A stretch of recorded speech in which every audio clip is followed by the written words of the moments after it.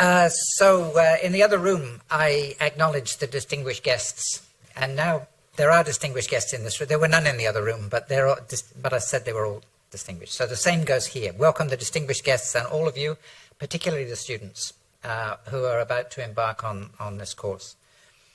So what I want to do briefly now, because I'm getting hungry and thirsty, as I'm sure you are, is... First of all, I should correct something the President said. He said I had come from Australia. Well, in a way, that's true. I left Australia in February and expected to be here in March, but then something happened, the five-letter word that we've come to dread. So I titled my presentation, Biosphere Reserves for the Future, a Post-COVID Überblick. And I want to try and pack a lot into this short time.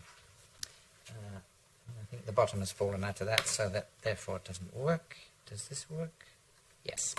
So first of all, a couple of historical points, because some of you may be very familiar with this, but some of you may not necessarily know. So when UNESCO was founded in 1945, it was one of the very earliest of the UN specialized agencies, and it started off very powerfully in many ways, in all of its different ambitions. And it had a major project on arid zones, which was really its first, if you like, ecological or ecosystem program, which ran from 1949 to 1964 and was quite successful in upgrading the level of science that we had globally about ecosystems in arid lands. Then, in 1963, the International Biological Program, the IBP, was launched. This was a partnership between UNESCO, IUCN, and the science academies in the various nations. So it was a strongly scientific program, and it was designed to run for a decade, maybe several decades, but at least one decade. In the course of that program unfolding and political level discussions in UNESCO, it was decided that it would be very useful to have an international conference, an intergovernmental conference, on the scientific and rational use and conservation of the resources of the biosphere. And this was held in 1968. And remarkably quickly, for the way these things happen, by 1971, the UNESCO General Conference had agreed the start of a program which was called Man and the Biosphere. If that program had started today, we would not be allowed to call it Man and the Biosphere. There would be screams from a number of countries, maybe all countries. So that's history. That's why it's Man and the Biosphere. Why it's now contracted to MAB, and we try and use the term people and nature to give the impression. It's a bit like IUCN. Nobody really understands what IUCN means anymore or meant anymore. People just use the name. So just think of it as MAB. Forget the gender problem. But there's a couple of successes that I'd like to talk about, but also a couple of failures as the MAB program unfolded. So the clearest success of the MAB program was, in fact, this idea of Biosphere Reserves, which was to be a site-based network, which would be a focus for research and development on sustainability issues. But simultaneously, it would deliver local conservation. So this was a very, very far-thinking idea at the time. In a way, MAB was way ahead of its time, and in some ways it still is. But that was only one element in a 14-step program. And the other 13 elements were all about doing research in different areas, drylands, alpine areas, tropical forests, etc. Most of those fell by the wayside, leaving essentially biosphere reserves as the key element of the Man and Biosphere program.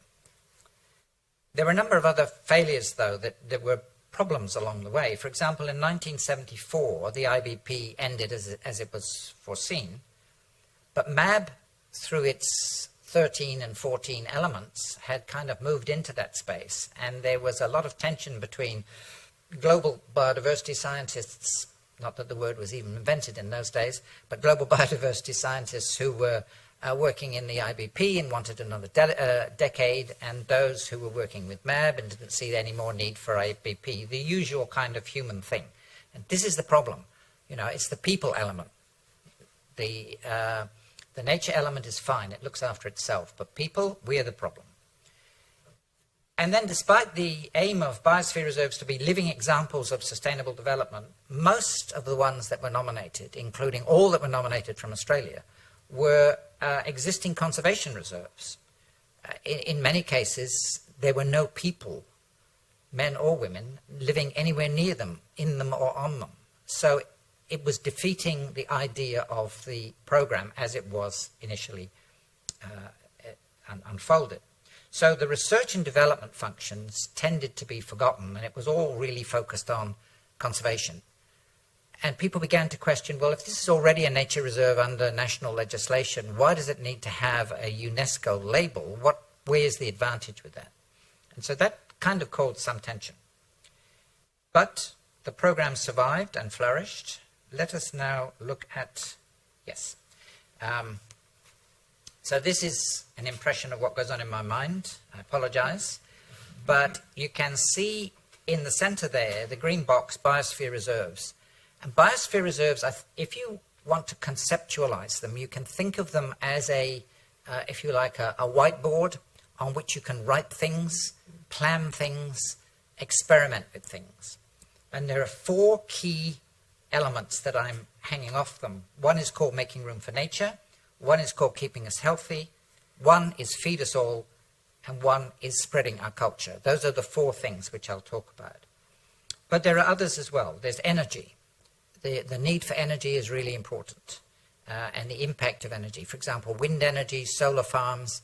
These are all actually impacting on the environment in different ways. They may be very good in terms of supplying renewable energy, but they do have costs in other directions which are often not accounted for. Climate change, which was mentioned so eloquently by Lutz Müller, again, very, very important. Biosphere reserves have a really important role in helping manage, understand, and ameliorate climate change.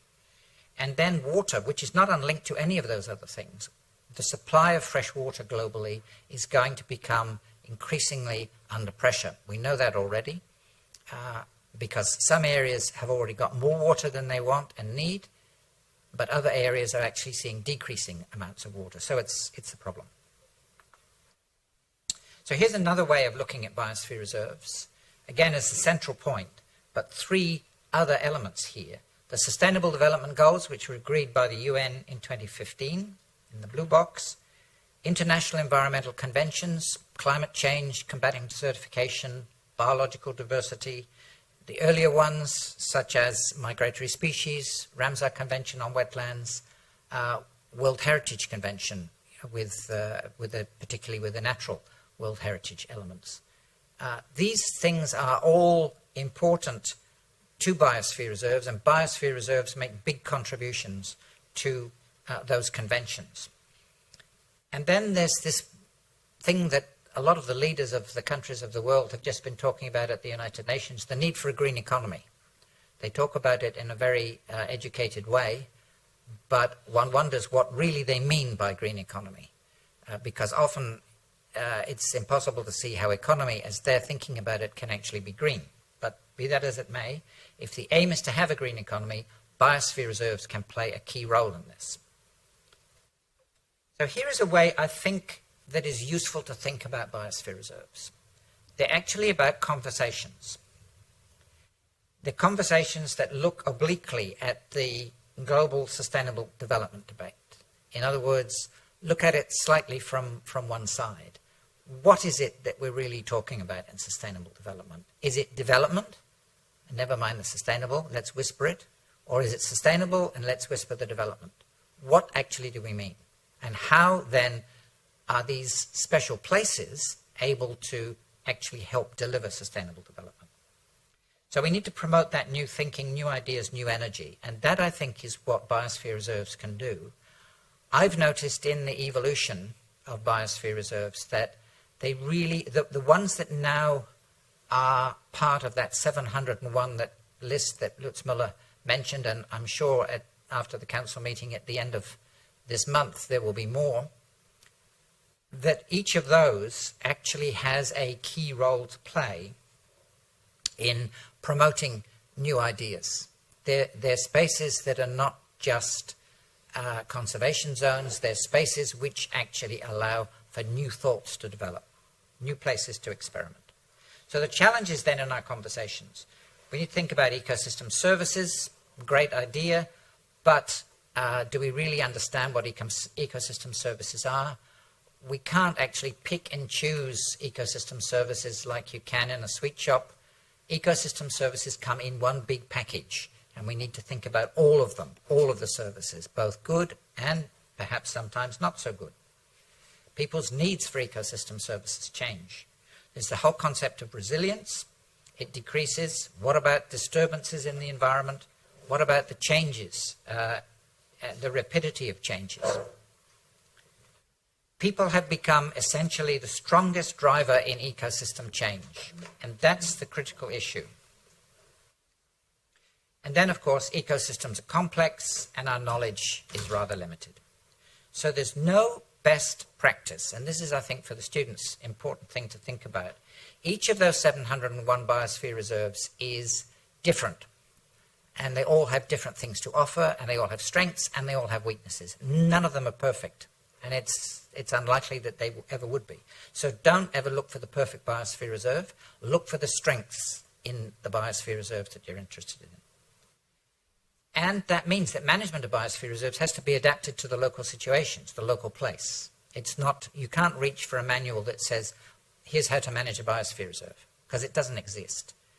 There are general principles you can learn, and you should. But each of those individual biosphere reserves requires taking those principles and putting them into the local context. So how can biosphere reserves help thinking through these conversations? So let's look at spreading our cultures, first of all. A unfortunately now deceased former ADG in UNESCO wrote a very interesting contribution some years ago where he pointed out that culture was the forgotten fourth leg of the Sustainable Development chair, as he put it. The others being the standard ones we talk about, which is social, economic, and environment. He said, we forget culture. Culture is not, social is not culture, culture is not social. It's an additional thing. And it is. It's the recognition of language, it's the recognition of literature and local knowledge. How do all those things contribute to understanding what's happening in a biosphere reserve? And how can a biosphere reserve help foster culture? Cultural diversity helps us live across diverse world, appreciate and understand other worldviews, even though they may not be the ones we hold. And the contribution of culture to economic development. And I won't comment on other pictures that I will show, they're just there for fun. But this particular small picture you can see there, it's a forest in northern Australia. And you can see, yes, that is smoke, you can see, but this is not a wildfire. This is not a bushfire. This is fire deliberately set by Aboriginal people to manage that piece of land. It's not a biosphere reserve, it's a World Heritage Area, in fact, but it could well be a biosphere reserve. It's a real example of how culture, in this case, is actually helping in the management of biosphere reserves. Aboriginal knowledge. Feed us all. Well, biosphere reserves do have a role in agriculture. Many biosphere reserves either have agricultural elements or aquacultural elements within them, or they're reservoirs of, for example, pollinators, which can help adjacent fields. We often think of biosphere reserves, sometimes we think of biosphere reserves as kind of closed spaces, and there's a blackness all around. Well, there isn't a blackness all around. Biosphere reserves, I like to think of the transition area as somehow a fuzzy thing that disappears into the wider landscape. There's no firm boundary between a biosphere reserve and the rest of the landscape in which it's situated. There has to be for blah blah reasons in UNESCO, if you like, but basically you need to think of a biosphere reserve in the transition zone as being just that. It's a transition between the wider landscape and the buffer and the conservation areas, the core zones. So within this whole agricultural context, there can be elements within the biosphere reserve or the biosphere reserve itself providing facilities for crops, etc., nearby. Even managing the water supply, for example. Keeping us healthy. We don't tend to think about that at all. But actually, yes, biosphere reserves are really important to keep us healthy, because there's more and more evidence, for example, of wellness that comes from just being able to be close to or in nature. This is a really important issue, and it's become more and more important in the last year or so. There is a program which is more NGO-focused called Ecohealth, and the UN itself has a so-called One Health approach. Both of those are really important approaches, focusing on the range of ecosystems and health. Biosphere reserves need to reflect and pick up on that, because the health implications, the positive implications for health from biosphere reserves is really strong. There are links also, of course, between health, climate change, water supply, and energy.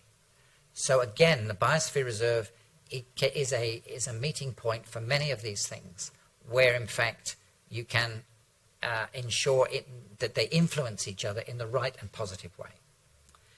There are links between health and nutrition, of course, and links between nature, culture, and human well-being. If you don't feel that you're culturally content, then also you become uneasy and potentially even ill. And then, dare I say it, COVID-19 pandemics. We're right in the middle of this mess right now. It's not the first.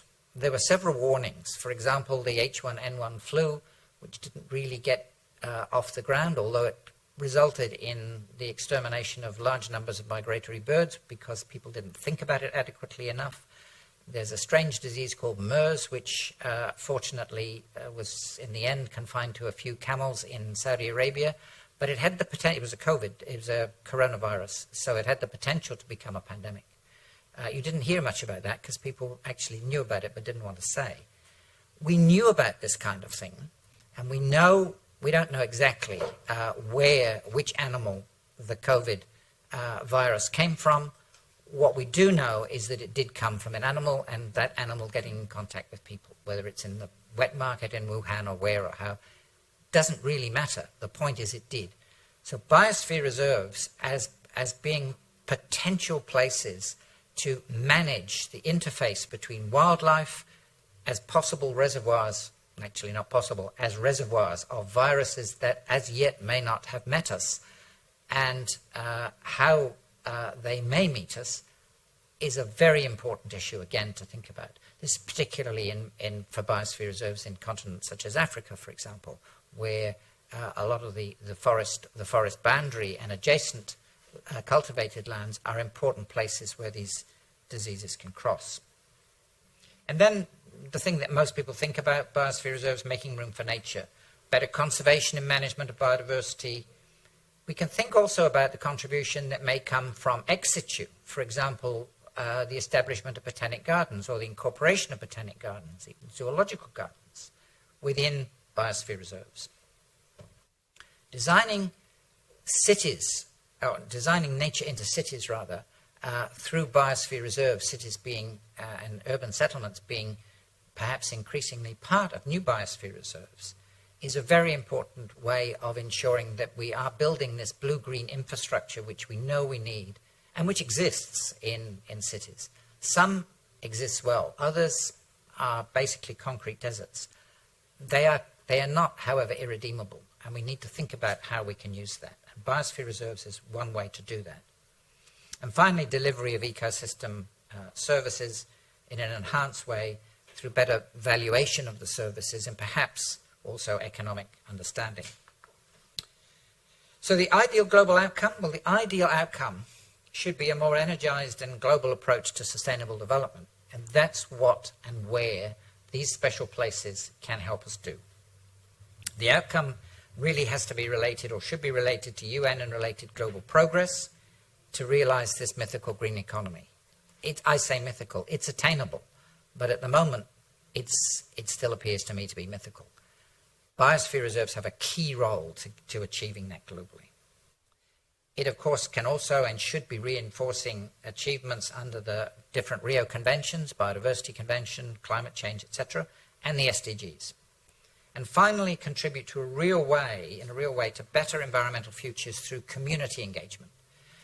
you heard, I think, about the way in which there are three different elements to the course. One of them was about communication. And that's, again, how that the course very much links, I think, to these things. I hadn't seen that before I wrote this, so this is not kind of prearranged or pre-cooked. This is what I think, and it's obviously what you're doing, which is terrific. 17 Sustainable Development Goals. Okay, there are 4 of them that are really important to biosphere reserves. All are important in some way, but there are 4 that are really important, and that's number 6, which is about clean water, 13, which is climate action, 14, which is life below water, which is actually below salty water, and life on land. So those 4 together are the key sustainable development goals which impact on biosphere reserves and which biosphere reserves can help achieve. So there is that synergistic link between those 2. The Lima Plan of Action, which was mentioned, does have an SDG focus. So there are many points in the Lima Plan of Action, and one of the things hopefully that you will do is work to produce a better plan of action for the next 10 years. The Lima Plan of Action is, I think, not a particularly strong plan of action. And if you want a project to look at the strategy and goals and mission of the MAB program as articulated in the plan of action, before the plan of action, and try and improve it. It's not difficult. But using biosphere reserves as primary research sites and monitoring linked to the Paris Agreement is one of the things in the Lima Plan of Action. So that's really saying, here are these places. We can use monitoring and change in biosphere reserves as indicators of what's happening in the climate. We can use also then that information to help ameliorate, mitigate against the changes. Research on socio-ecological biocultural systems, restoration of degraded systems, which is, again, these are all things in the Lima Plan of Action. Rewilding, we've just entered the UN Decade of Ecosystem Restoration. So there is a strong link there. But as far as rewilding goes, I think forget the because we're not in that. We can't do that anymore. We can't go back. We have to go forward now, whether we like it or not. So, but it is about wilding. We can wild areas. In the UK, they brought back beavers. Beavers were extinct for 400 years. Now they're doing fantastic things, except it's amazing the misinformation that is spread. These are vegetarian creatures. The salmon farmers are up in arms because they feel that they're eating their salmon. Communication, communication, communication. So what can biosphere reserves do locally? Because I've spoken a lot about these global things, and it's important to think of that because it's a global program. But each site is a local place, and that's the power. That is the power of the biosphere reserves. So they can be bridging organizations for knowledge about local ecosystems and local groups. They can promote personal contacts with key individuals at different levels and in different sectors, including especially business. We need to bring business to the table more frequently. Biosphere reserves can help foster social skills, leadership, trust building, communication again. And critically, they can promote a broad and attractive vision for landscapes that incorporate resilience and thus sustainability. So all of those things are local issues, but they're all really important, and they're things that biosphere reserves can contribute, which nature reserves, national parks on their own cannot really deliver in exactly the same way.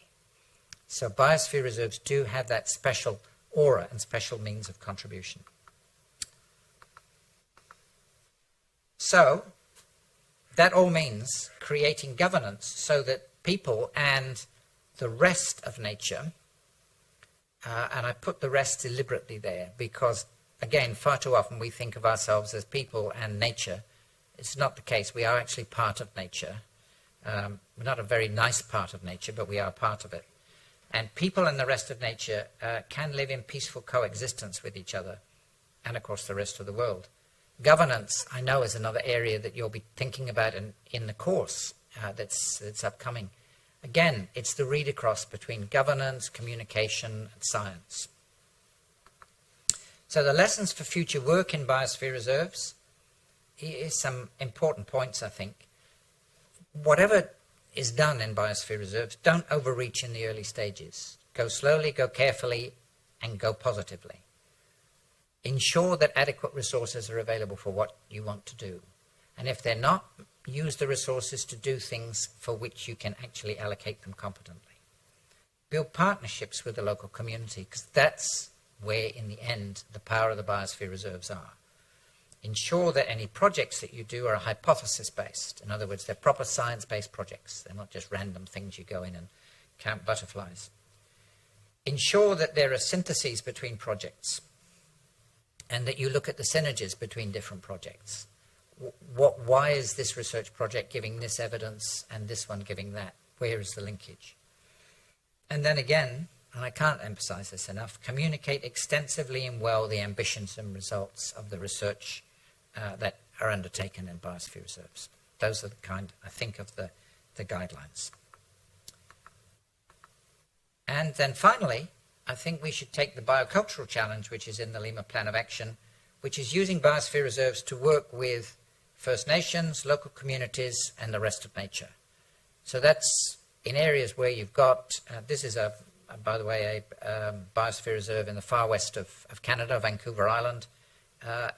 It's a First Nations biosphere reserve. They asked for it. They understood what they were asking for. It was an area that was going to be logged by a British Columbia logging company. The First Nations people talked to the logging company and said, we don't want this area logged like you're going to do it, but if you come into partnership with us in a biosphere reserve, maybe we can come to an arrangement. And they did. So it shows that you can actually use the biosphere framework to actually bring together different elements of the community which would normally be at each other's throats. That, I think, is a prime example of how biosphere reserves have power and energy to help us make the changes in the world we need, and hopefully to prevent a second COVID. Thank you.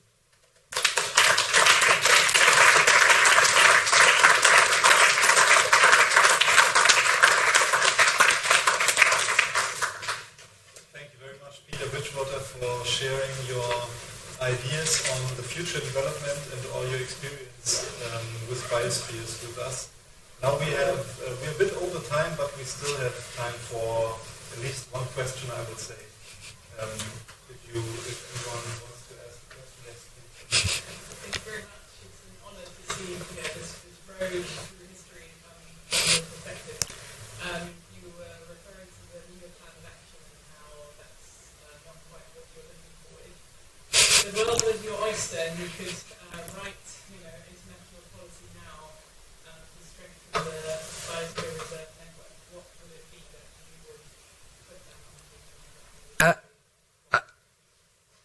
It's quite simple. I would have very clear vision and a very clear strategy. Neither are present in those documents. And the problem is that it's an international organization. So the Lima Plan of Action was not written by even 2 or 3 people in the same office. It was written by a collection of people from different countries with widely different languages, completely different worldviews. And the fact that it was written at all is a miracle. But what I'm saying is, I think that we need to rethink how we do that. We don't wait until year 9 of the 10-year program and then go through the same ridiculous exercise again, which will result in the same kind of mess. We actually have a deep thinking process from now on in, working out how could we improve this? Because one of the weakest things actually is not necessarily the goals and so on, but the indicators are really, really hopeless. They will not help anybody evaluate anything. But some of the goals and targets are not so bad. But I think the kind of staccato approach of let's have a plan of action, we create it, and then we wait, like I said, till year 9, and then think, oh, now we need a new one. Let's do it on the way through and react constantly to the change, because the world is changing so fast now that we really need to be able to react in that way. I mean, if the real answer to the question is, I do it myself and make sure nobody else was involved. But you can't do that in an international organization.